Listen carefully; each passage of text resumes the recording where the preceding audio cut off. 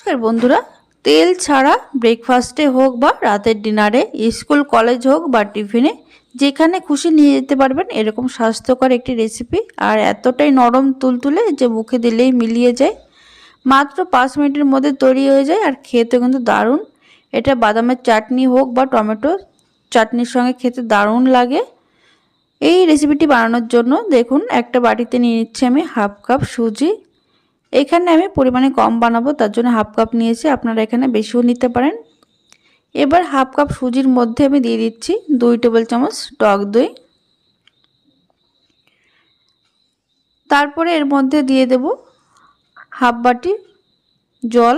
আমি 2 ভাগে ভাগ করে দিচ্ছি, যেহেতু আমার হাফ বাটি সুজি নিয়েছি তার জন্য আমার পুরো 1 বাটি জল নেব। এখানে আমি দুবার করে হাফ হাফ পুরো 1 বাটি জল নিয়েছি আর নিয়েছি 2 টেবিল চামচ টক দই। এবার এটা কিন্তু খুব ভালো করে মিশিয়ে নেব।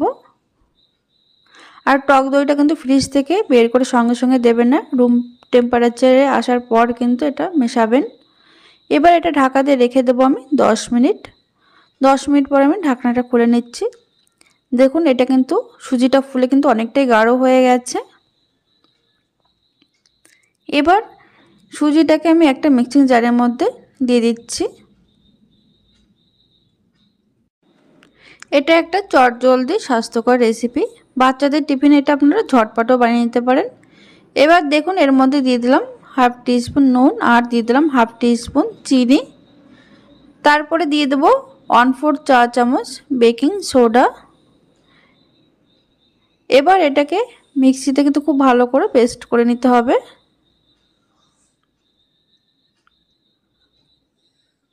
তারপর আমি একটা বাটিতে ঢেলে নিচ্ছি।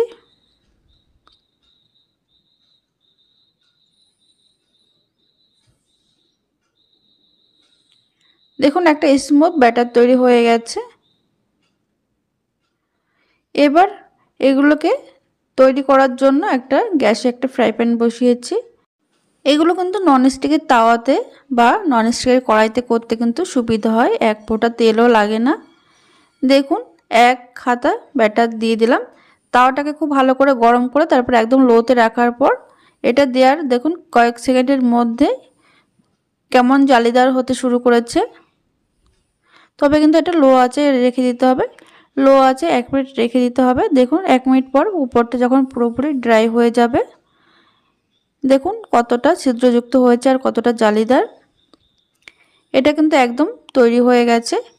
তাওয়া থেকে কিন্তু এমনিই উঠে আসছে। আর নিচের কালারটাও কিন্তু খুব সুন্দর এসছে। এবার এটাকে আমি একটা প্লেটে তুলে নিচ্ছি। একইভাবে আমি আরেকটা করে দেখাচ্ছি। এটা কিন্তু আপনারা বাদামের চাটনির সঙ্গে সার্ভ করে দেখতে পারেন, খেতে কিন্তু ভীষণ ভালো লাগে। আমি আগের ভিডিওতে কিন্তু বাদামের চাটনি শেয়ার করেছি, আপনারা দেখে নিতে পারেন।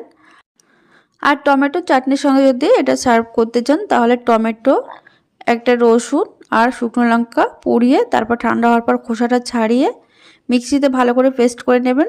রসুন তবে গোটা দেবেন না, 3-4 কোয়া রসুন দিয়ে পেস্ট করে নেওয়ার পর তারপর একটা কড়াইতে কিংবা একটা তড়কা প্যানে সামান্য একটু তেলে সর্ষে আর কারি পাতা ফোড়ন দিয়ে সরাসরি এই টমেটোর চাটনির মধ্যে দিয়ে ভালো করে মিশিয়ে নিলে কিন্তু একদম রেডি হয়ে যাবে টমেটোর চাটনি।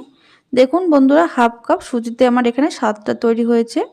আর দেখুন কতটা নরম তুলতুলে হয়েছে, খেতে কিন্তু দারুণ হয়েছিল। ভিডিওটি ভালো লাগলে লাইক কমেন্ট শেয়ার করতে ভুলবেন না আর অবশ্যই পাশে থাকবেন। ধন্যবাদ।